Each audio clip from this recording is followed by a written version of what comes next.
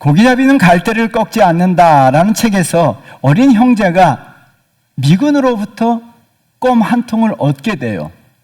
태어나서 껌이라는 것을 처음 보게 되고 그 껌이라고 하는 과자를 처음 먹어보게 됩니다. 그 먹는 과정을 이렇게 표현했는데요. 읽어보도록 할까요? 그 이상한 과자는 그때까지 계속 먹을 수 있는 형태와 부피의 가치를 훼손당함이 없이 입속에 남아 있었다. 여러분, 껌을 하나 입에 넣었는데요, 하루 종일 씹고 있었음에도 불구하고 그 형태와 크기가 변함이 없는 거예요. 얼마나 놀라웠겠습니다. 씹으면 씹을수록 줄어들어서 해야 되는데 이 껌의 크기와 부피는요 줄어들지 않는 거예요. 이 아이들이 너무나 좋은 거예요. 하루 종일 씹어도 그 크기가 그대로 입속에 남아있는 거예요. 그런데요, 껌을 씹으면 씹을수록, 먹으면 먹을수록 이상한 현상이 나타나기 시작합니다. 배가 고파기 시작하는 거예요. 껌을 계속 먹고 있는데 배가 고픈 거예요. 저자는 이렇게 표현하고 있습니다. 읽어보도록 하겠습니다. 무엇을 계속해서 먹고 있는데도 배가 고프다는 이 불가사의한 이율배반을 해명할 수 있는 것은 아무것도 없었다. 여러분, 계속 먹으면 어떻게 합니까? 하루 종일 먹으면 배가 불러서 그만 먹어야 되는데, 그만 먹고 싶은 마음이 있는데, 이 아이들은 어떻게 합니까? 껌을 씹으면 씹을수록, 먹으면 먹을수록 배가 고픈 거예요. 이 이상한 과자에 대해서 도무지 이해할 수 없는 거예요. 먹으면 배가 불러야 돼요. 이율배반이라고 이야기합니다. 이 단어가 마음에 와닿았는데요, 이율배반은 우리말 사전에 이렇게 나와 있습니다. 우리 한번 다 같이 읽어보도록 하겠습니다. 서로 모순되어 양립할 수 없는 두 개의 명제. 칸트가 한 말인데요, 이율배반, 서로 모순되어 양립할 수 없는 두 개의 명제라고 이야기합니다. 계속 먹는데 배가 고픈 거죠. 이율배반이라는 거죠. 이율배반은요, 인간의 삶에도 흔히 나타나는 현상이에요. 다이어트를 하면서도 맛있는 음식을 참지 못하고 먹는 거. 그래서 늘 다이어트하는 사람들은 내일부터 환경보호, 대한민국 사람이라면 환경보호에 대해서 다 이야기하죠. 그럼에도 불구하고 일회용 플라스틱을 마음대로 사용하는 거, 이율배반이죠.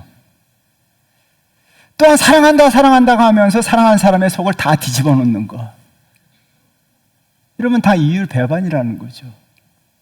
신앙생활에도 이율배반 현상이 나타납니다. 예수님을 주로 섬긴다고 이야기합니다. 예수님은 나의 주님이십니다. 그런데 내 마음대로 해요. 내가 예배 드리고 싶으면 예배 드리고, 말고 싶으면 말고, 예배 시간에 딴짓하고 싶으면 딴짓하고, 내 마음대로 해요. 이율배반이에요. 하나님을 사랑한다고 하면서 하나님을 사랑합니다. 갑자기 대답을 못해요. 하나님을 사랑한다고 하면서 하나님 말씀에 순종하지 않는 것, 이율배반입니다. 예수님이 좋다고 이야기하면서 마음이 콩밭에 가 있는 것, 예배 시간에 하나님 앞에 집중하지 않고 예수님이 좋아요 하면 좋은 사람 앞에 마음이 가 있어야 되는데 마음이 딴 데 가 있는 것, 이율배반이라는 거죠. 여러분, 하나님이 인정하시는 모든 믿음의 성도들은요, 신앙의 이율배반적 현상들을 하나씩 제거해 나가고 하나님 말씀과 일치하는 삶을 살아갑니다. 그래서 이율배반의 반대말은 일치하는 삶이에요. 저와 여러분들도 하나님 말씀과 일치하는 삶을 추구하는 성도 되셔야 할 줄 믿습니다. 오늘 본문에 등장하는 사도 바울은 예수님을 믿기 전에는 이율배반적 삶을 살았어요. 그는 여호와 하나님에 대한 신앙의 신봉자였고 구약 율법의 신봉자였습니다. 그럼에도 불구하고 폭행자요, 박해자요, 죄인 중에 괴수로서 살았다는 거예요. 그랬던 사도 바울이요, 예수 믿고 나서 자신의 삶에, 자신의 신앙에 이율배반적 요소들을 하나씩 제거해 나갑니다. 그리고 사도 바울의 삶은 하나님 말씀과 일치하는 삶을 살게 돼요. 저와 여러분들도 예수 제대로 믿는다면 내 삶의 신앙의 이율배반적 요소들을요, 하나씩 제거해 나가셔야 합니다. 그리고 하나님 말씀과 일치하는 삶을 사는 성도가 되셔야 될 줄 믿습니다. 그렇다면 하나님 말씀과 일치하는 삶을 살기 위해서는 어떻게 될까요? 두 가지 살펴보는데요. 하나는요, 첫 번째는 거룩한 분노가 있어야 합니다. 줄리안 반스의 예감은 틀리지 않는다는 책을 읽다 보니까 이런 표현이 나와서 줄을 쳐놨습니다. 우리 한번 다 같이 읽어보도록 하겠습니다. 한 시인이 지적하듯 더하는 것과 늘어나는 것은 다른 것이다. 나의 삶에 늘어남이 있었을까? 아니면 단순히 더하기만 있었을까? 더하는 것과 늘어나는 것은 다르다라고 이야기합니다. 그렇다면 나의 삶에 늘어나는 것은 무엇이며 더해지는 것은 무엇이냐는 거예요. 여러분 삶에 더해지는 것은 무엇입니까? 여러분 삶에 늘어나는 것은 과연 무엇입니까? 여러분 한번 생각해 보셨나요? 내 삶에 점점 늘어나는 것은 무엇인가? 여러분 삶에 더해지는 것은 하나님의 은혜와 축복이 날마다 더해져야 합니다.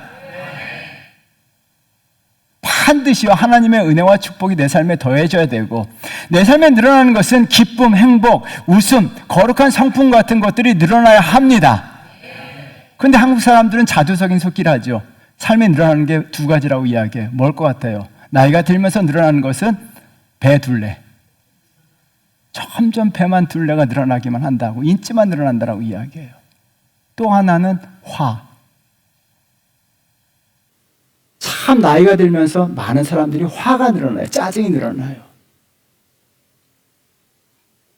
그래서 우리 스스로가 화가 많은 민족이다라고 이야기하면서 화병이라고 하는 우리나라 사람들만 걸리는 특이의 병이 있어요. 화병.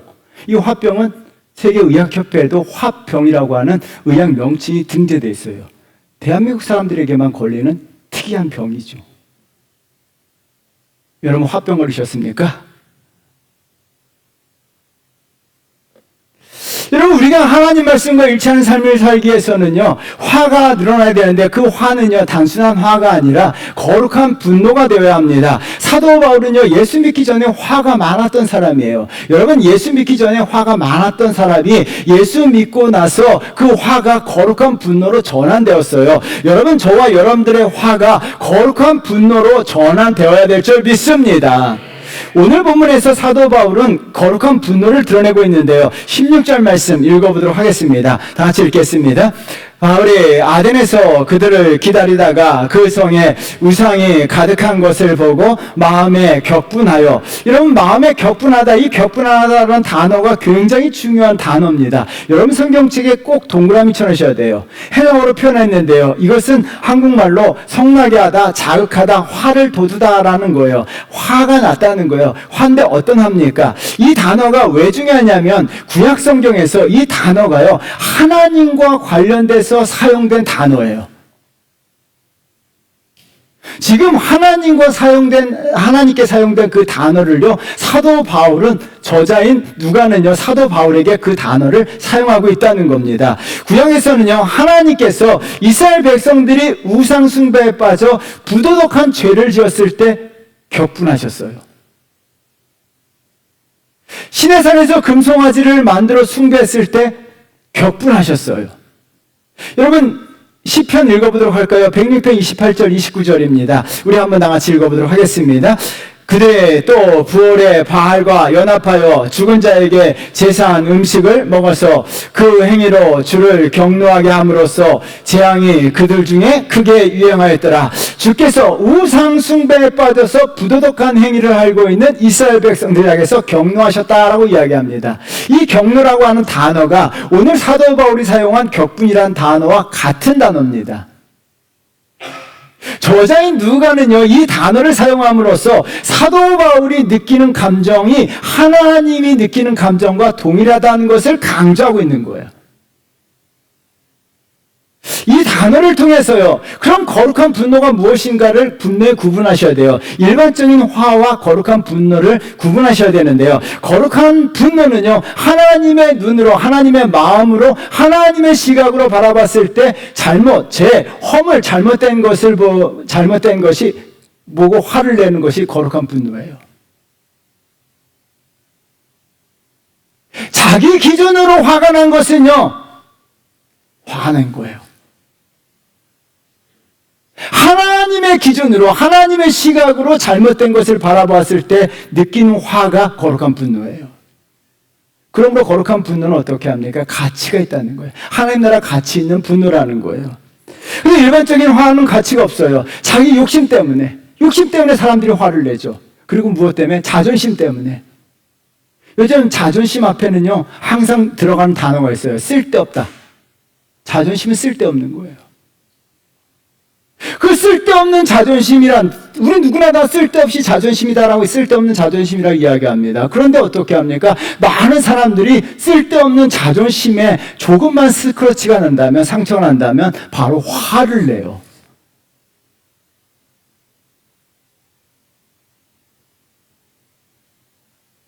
그거는 거룩한 분노가 아니에요.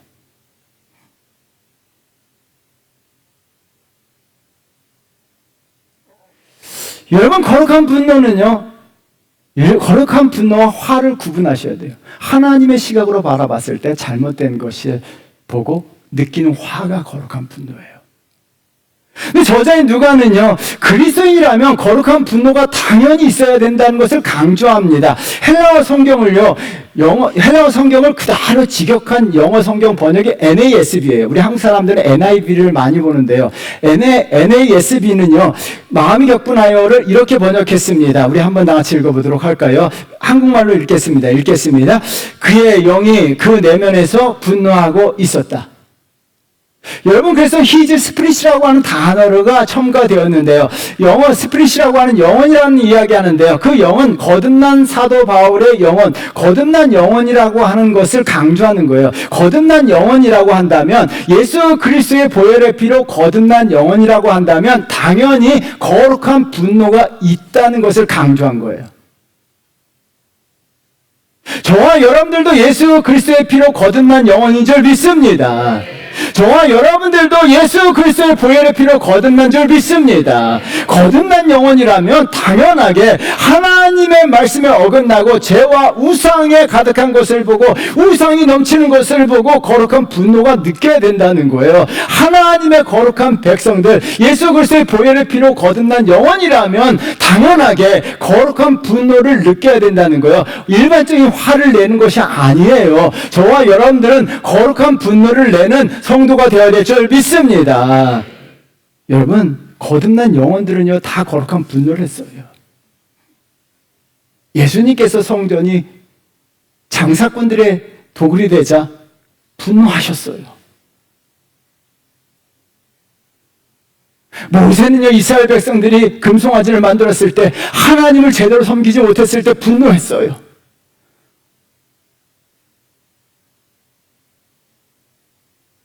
이런 마틴 루터 킹 목사님이 미국에서 일어난 인종차별을 보고 하나님 앞에 이렇게 기도했습니다. 우리 한번 다 같이 읽어보도록 하겠습니다. 하나님, 참을 만큼 참았습니다. 이제 더 이상 못 참겠습니다. 인종차별 앞에서 거룩한 분노를 느꼈어요. CNN에서 마더 테레사가 살아있었을 때 인터뷰했습니다. 인터뷰 첫 마디가 이렇습니다. 우리 한번 다 같이 읽어보도록 하겠습니다. 나는 쓰레기를 볼 때마다 화가 치밀어 오는 것을 느낍니다.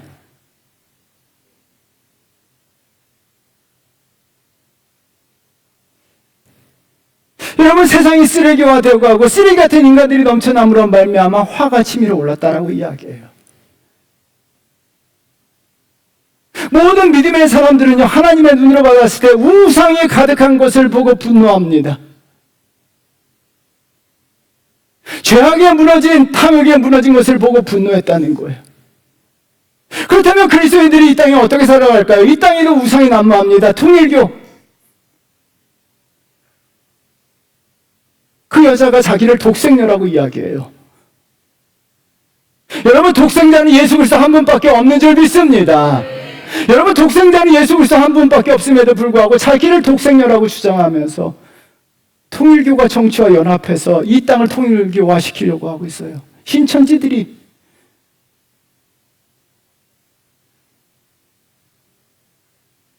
이 땅에 우상들이 너무나 난무하고 이단과 사이비들이 난무합니다.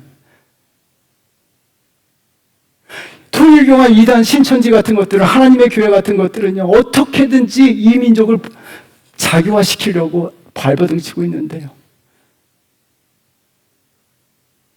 그리스도인들은 어떻게 합니까? 예수님이 이 시대에 계셨더라면 사도 바울이 이 땅 가운데 우상이 가득하고 통일교가 넘치고 이 신천지들이 판을 치는 것을 보고 어떤 마음을 가졌을까요?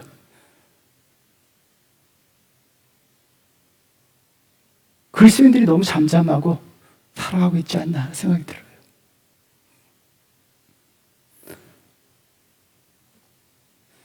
여러분, 또한 그리스도인들은요, 세상의 황무함에 대해 뿐만 아니라 자기 자신에 대해서도 거룩한 분노가 있어야 돼요. 자신의 죄와 허물, 거짓, 외선, 외식, 허영에 대한 거룩한 분노가 있어야 돼요. 내가 하나님 말씀대로 살지 못한 것에 대해서 내 자신에게 분노가 있어야 돼요. 내가 예배를 바르게 드리지 못하는 것에 대한 내 모습을 보고 거룩한 분노가 느껴야 돼요.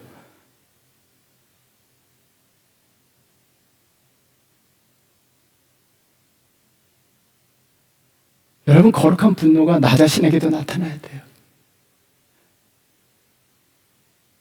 내가 정말 하나님 말씀대로 살지 못했을 때, 정말 하나님 앞에 드려야 될 가장 소중한 예배를 제대로 드리지 못했을 때, 정말 기도하지 못하고 있는 내 모습을 바라봤을 때, 하나님 앞에 온전한 찬양을 드리지 못하는 내 모습을 바라봤을 때, 내 자신을 향해서 거룩한 분노가 있어야 돼요.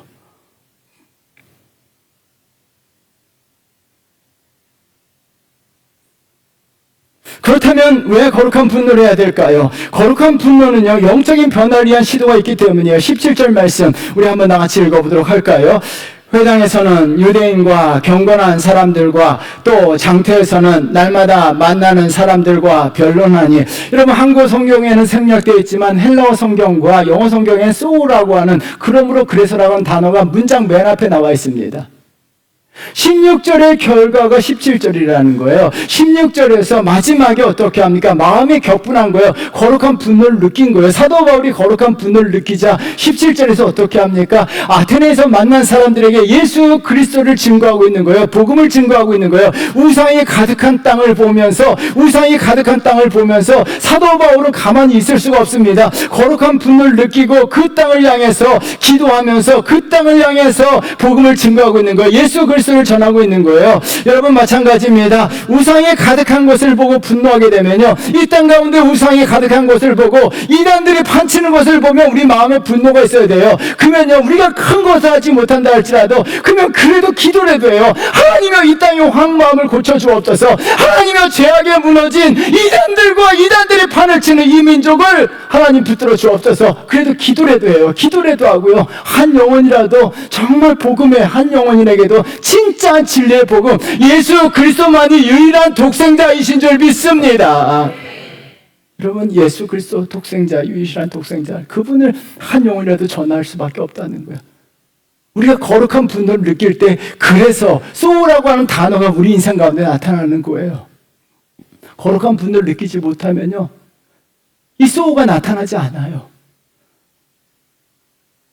내 삶에도 마찬가지입니다. 내가 하나님 말씀대로 살지 못한다는 것을 보고 내 자신에게 거룩한 분노를 느낀다면 그때 내 삶에 나타나는 단어가 나타나요. 소가 나타나요. 그래서 어떻게 합니까? 말씀대로 살려고 애를 쓴다는 거예요. 여러분, 하나님 앞에 예배를 온전히 드리지 못하는 내 모습을 바라보고 거룩한 분노를 느끼게 될 때 그래서 하나님 앞에 예배를 바르게 드리려고 애쓰는 내 모습이 나타나는 거예요.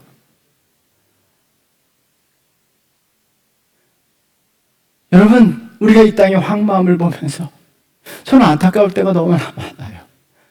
정말 그리스도인들이 너무 잠잠해요. 그냥 그러려니 해요. 우리가 큰일을 할 수 없어요. 그럼 이 땅에 무너진 이 황무함을 보시고 우리가 무엇을 해야 될까요?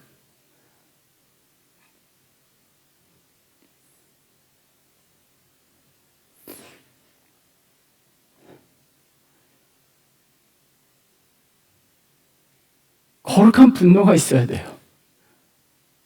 그 수호가 나타나고 그 수호가 우리를 어떻게 합니까? 하나님 앞에 이율배반적인 삶이 아니라 말씀과 일치하는 삶을 살도록 만들어준다는 거예요. 모든 믿음의 사람들, 거듭난 영혼들, 예수님이 그렇게 하셨고 모세가 그렇게 했고 사도 바울이 그렇게 했고 마틴 루터킹 목사님이 그렇게 하셨어요. 예수님이 그렇게 하심으로 말미암아 성전이 성전다워졌어요. 예수님이 교회가 교회답지 못한 것을 보고 거룩한 분을 느끼셨을 때 교회가 교회다워지는 거예요. 모세가 거룩한 분노를 느낌으로 말미암아 이스라엘 백성들이 여호와 하나님에 대한 참된 신앙으로 돌아오게 돼요. 마틴 루터 킹 목사님이 그렇게 함으로 말미암아 거룩한 분노를 느낌으로 말미암아 미국의 인종차별이라고 하는 것이 철폐돼요. 마더 테레사가 거룩한 분노를 느낌으로 말미암아 쓰레기가 줄어들어가고 있어요. 예수님 한 분이셨어요. 모세 한 사람이었어요. 사도 바울 한 사람이었어요. 마틴 루터 킹 목사님 한 분이었어요. 마더 테레사 한 사람이었어요. 그 한 사람의 거룩한 분을 느꼈을 때 정말 세상은 아름다워지고 세상은 의롭게 되고 세상은 바르게 되는 거예요. 여러분, 그 한 사람이 저와 여러분들이 되셔야 될 줄 믿습니다. 저와 여러분들이 되셔야 될 줄 믿습니다. 우리가요, 정말 이 땅의 황망함을 보고 나 자신의 정말 바르지 못한 모습으로 거룩한 분을 느낄 때, 내가 그 한 사람이 되었을 때 하나님은 그 사람을 통해서 역사하시고 이 땅 가운데 이율배반적 현상들이 제거되고 내 신앙 가운데서도 이율배반적 현상들이 제거되고 하나님 말씀과 일치하는 거룩한 삶을 살게 됩니다. 우리 이런 성도 되셔야 될 줄 믿습니다.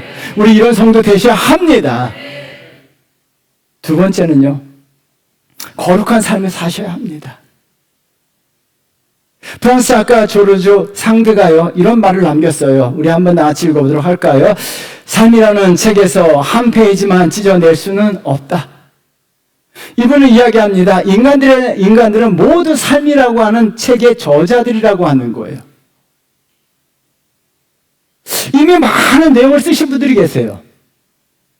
그리고 앞으로 여러분의 삶의 책에 더 많은 내용들을 쓰고 계실 거예요. 써야 합니다. 그런데 사람은 삶의 책에서 찢어내고 싶은 페이지가 있다는 거예요. 흑역사라고 이야기하죠. 정말 이 페이지를 쫙 찢어서 하고 싶을 때가 있어요.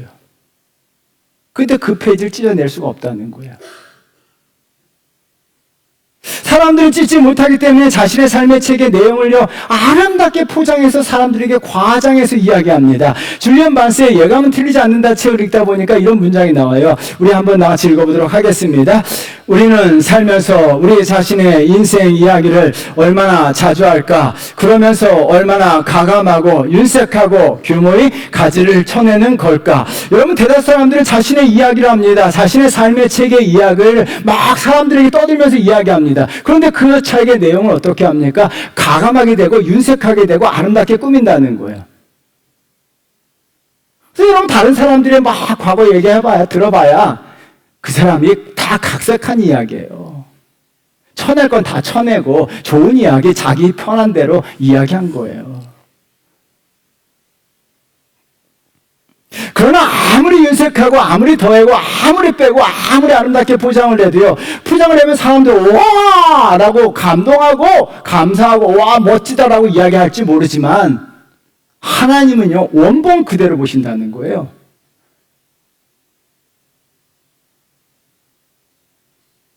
여러분, 이것을 꼭 기억하셔야 돼요. 하나님은요, 여러분들이 아무리 채색해도 여러분의 이야기를 들으시는 것이 아니라 여러분의 삶의 책의 내용을 보십니다.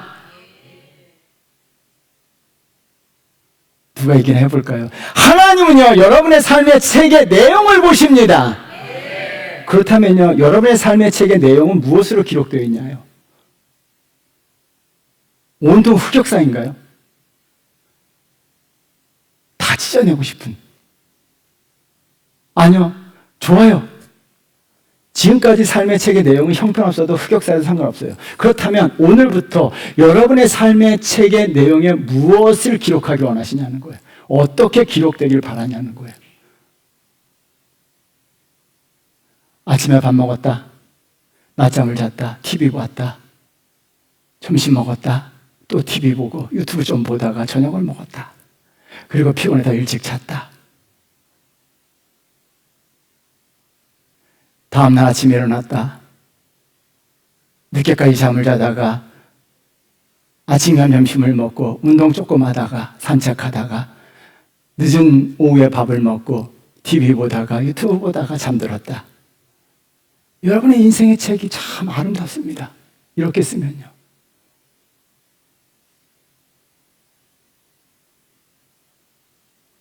하나님의 그 이야기를 들으시고 와, 정말 감동하실 거예요. 여러분 그런 책을 있다면 여러분 사시겠습니까? 하루 종일 밥 먹고 TV 보고 유튜브 보고 운동하고 이런 책이 있다면 여러분 사시겠어요? 주인공이 일어나서.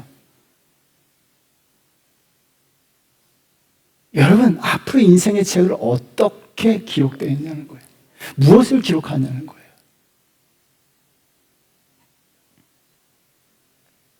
여러분 우리가 책을 읽으시는 하나님께 감동을 드리기 위해서는요, 감동을 시키는 거룩한 삶이 되어야 될 줄 믿습니다. 거룩한 삶을 사셔야 돼요. 왜요? 거룩한 삶은요 내 삶 속에 이율배반적 현상들을 제거하고 하나님 말씀과 일치하는 아름다운 삶을 살게 하기 때문에 하나님이 책의 내용을 보시고 감동하신다는 거예요. 사도 바울은 자신의 인생의 책 후반부를요, 전반부는요 흑역사예요. 찢어내고 싶을 만큼 정말 지독하게 나쁜 내용이었습니다. 그런데 후반부를 어떻게 합니까? 하나님 앞에 거룩함으로 채워요. 거룩한 삶을 살았음에도 불구하고 죄악된 사람들의 눈에는 그것이 그렇게 보이지 않았습니다. 오해를 합니다. 18절 말씀 읽어보도록 할까요? 읽겠습니다.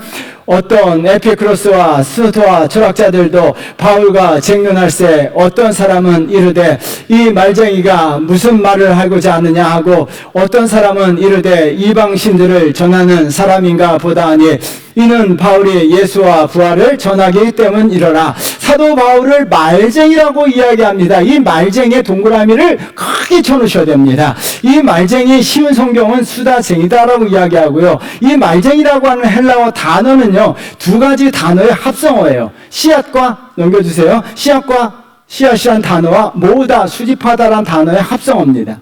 그래서 이 단어는요 이삭을 주워 먹는 참새들, 들판에서 곡식을 주워 먹는 까마귀들, 그리고 시장에서 쓰레기를 줍거나 음식 찌꺼기를 줍는 사람을 가리킬 때 이 단어를 사용해요.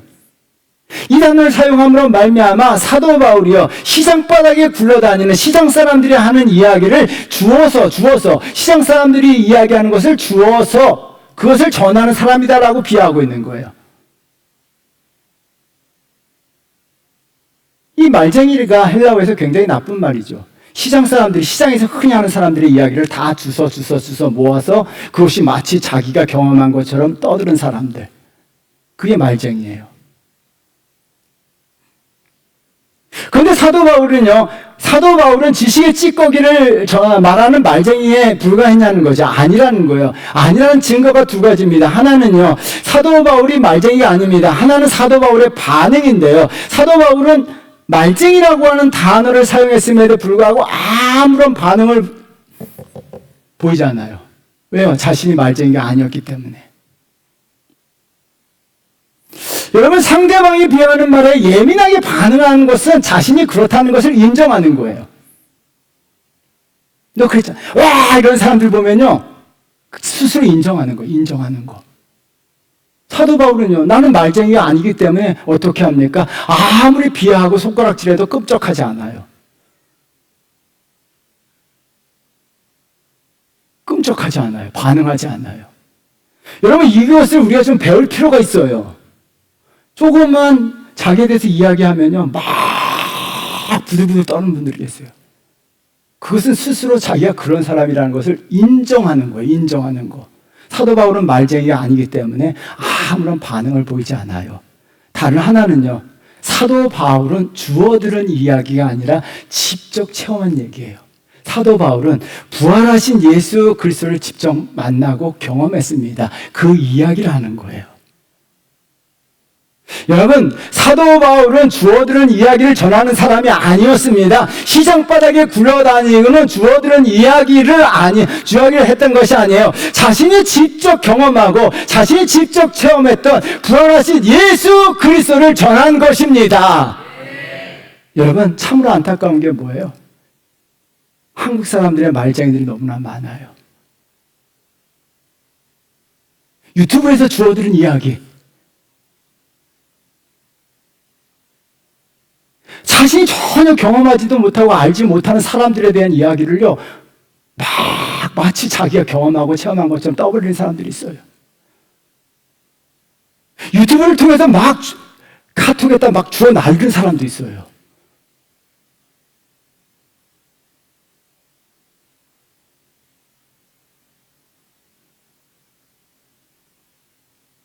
한국 사회가 바르게 되기 위해서는요, 이게 없어져야 돼요. 그런 것을 찌라시라고 이야기해요. 찌라시. 찌라시는 일본어에서 나왔는데요, 이런 의미가 있어요. 우리 한번 읽어보도록 할까요? 어지르다, 흐트러뜨리다. 이 사회를 어지럽히는 사람이 누군지 아십니까? 이 민족을 흐트러뜨리는 사람이 누군지 아십니까? 찌라시를 가지고 나르는 사람들, 찌라시를 가지고 이야기하는 사람들이 이 사회와 이 민족을 흐트러뜨리고 이 민족을 어지럽게 하는 사람들이에요.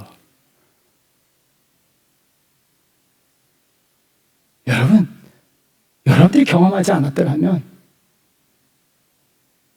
여러분들이 그 사람에 대해서 알지 못한다면 말쟁이가 돼서는 안 돼요. 교회에서도 마찬가지예요. 여러분들이 직접 경험하지 않았더라면 찌라시 돌리지 마세요.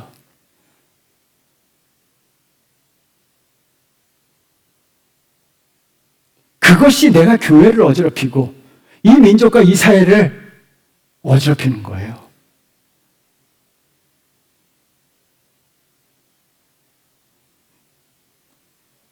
저자인 누가는 이 말쟁이라는 단어를 사용함으로써 그리스도인들이 말쟁이가 되어서는 안 된다는 거예요. 여러분 또한 말만 하는 사람, 말만 잘하는 사람이 아니라 삶으로 보여주는 사람이 그리스도인이 되어야 될 것을 역설적으로 강조하고 있습니다. 그리스도인들은요, 말이 아니라 삶으로서, 거룩한 삶으로서 보여주는 자가 되어야 될 줄 믿습니다. 그래서 삶으로서 어필하셔야 돼요. 사도 바울은요, 거룩한 삶을 살았기 때문에 그의 말에 사람들이 관심을 가져요. 말을 잘해서가 아니에요. 사도 바울은 삶으로 보여줬기 때문에 그의 입으로 전하는 복음이 세계 온 세상에 전파된 거예요. 왜요? 사도 바울이 거룩한 삶을 살았기 때문이에요. 여러분 20절 말씀도 읽어보도록 하겠습니다.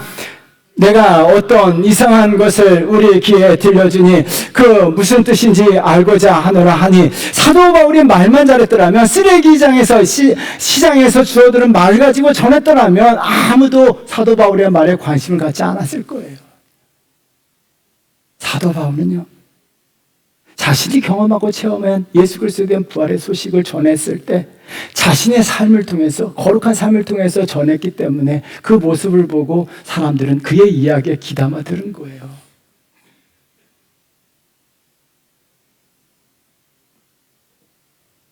요셉의 삶을 보세요. 창세기 39장 3절 말씀 우리 한번 나같이 읽어보도록 하겠어요. 읽겠습니다. 그 주인이 여호와께서 그와 함께 하심을 보매 또 여호와께서 그의 범사에 형통케 하심을 보았더라. 여러분, 보다라고 하는 동사가 2번 반복해서 나와요.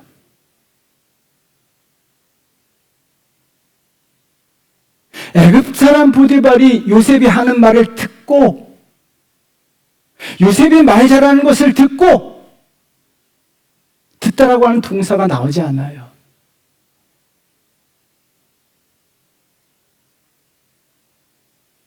요셉이 청산 유수처럼 말을 잘했더라고 해서 사람들에게 감동을 준 게 아니라는 거예요. 요셉이 하나님과 함께 하심을 보고, 하나님과 함께 하시는 거룩한 삶을 보고, 이 보다라고 하는 동사예요. 사람들은요, 자신의 언어로서, 말로서 다른 사람에게 어필하려고 하는 거예요. 여러분, 아니에요. 말로서 어필하는 것이 아니라 그리스도인들은요, 삶으로서 어필하셔야 돼요. 하나님이 함께 하시는 거룩한 삶을 보여주셔야 합니다.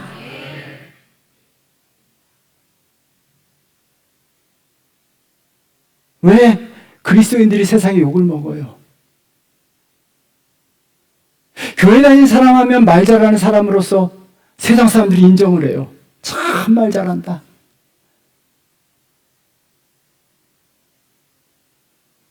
말 잘하는 사람이 아니라 교회 다니는 사람은 하나님이 함께 하시는 거룩한 삶을 세상에 보여줘야 돼요. 이제는 우리 교회가, 한국 교회가 회복해야 될 거예요. 뭔지 아세요? 말 잘하는 게 아니에요.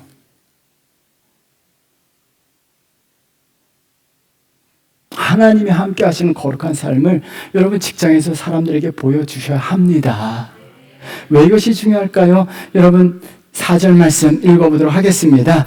요셉이 그 주인에게 은혜를 입어 섬김에 그가 요셉으로 가정 총무를 삼고 자기 소유를 다 그의 손에 임하니, 저는 4절 읽으면서 두 가지 동사에 감동을 받았습니다. 그 주인에게 은혜를 입었다라고 이야기합니다. 요셉이 말을 잘함으로 말미암아 주인이 은혜를 입힌 게 아니에요. 주인의 사랑을 독차지했다는 거예요. 왜요? 거룩한 삶을 보여주었기 때문에요. 여러분들이 세상 사람들에게 은혜를 입기 위해서요, 많은 사람들에게 감동을 주고 많은 사람들에게 은혜를 입기 위해서는요, 여러분이 청산 유수같이 말쟁이가 되어서는 안 되고요, 거룩한 삶을 보여주게 될 때 많은 사람들이 여러분들을 좋아하는 줄 믿습니다. 그리고 이임하다는 단어예요. 믿고 맡겼다는 거예요. 여러분들 직장에서 믿고 맡기는 사람이냐는 거예요.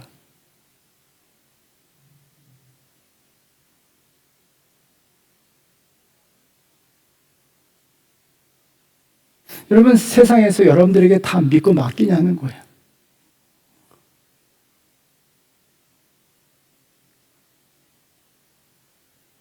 요셉과 보디발은 종교가 달랐어요. 근데 다 믿고 맡겼어요. 왜요? 거룩한 삶을 보여주었기 때문이에요.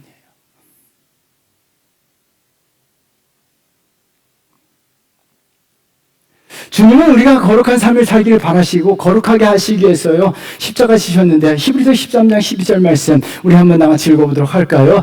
그러므로 예수도 자기의 피로써 백성을 거룩해 하려고 성문 밖에서 고난을 받으셨느니라. 여러분 이 말씀을 묵상할 때마다 마음이 찢어지는 아픔을 느껴요. 예수 그리스도께서 성문 밖에서 십자가에서 죽음을 당하셨어요. 피 흘려 죽으셨어요. 왜요? 우리를 거룩해 하려고.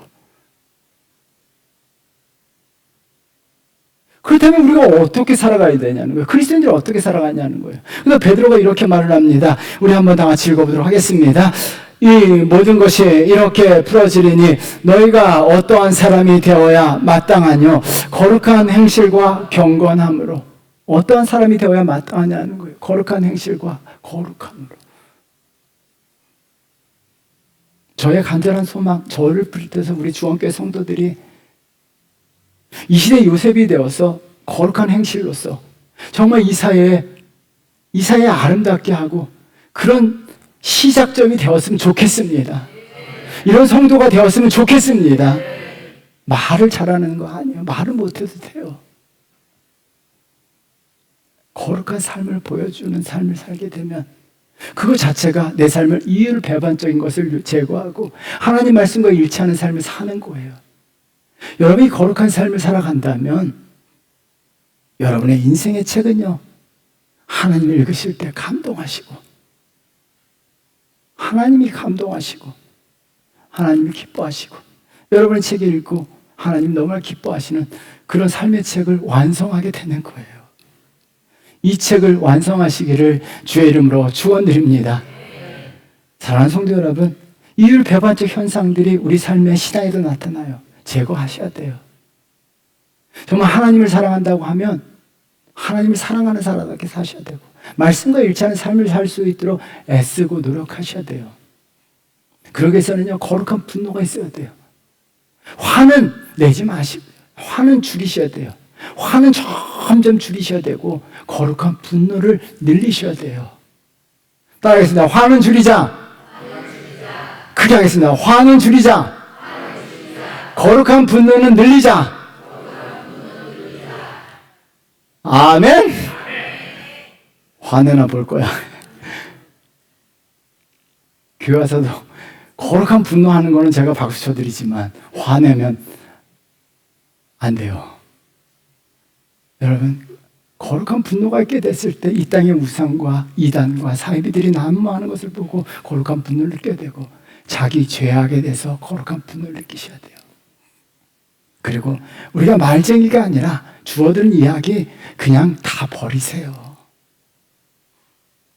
주어들은 이야기를 가지고 전한다는 것은, 내가 찌라시를 전하는 것은 어지럽히고 흐트러뜨리는 거예요.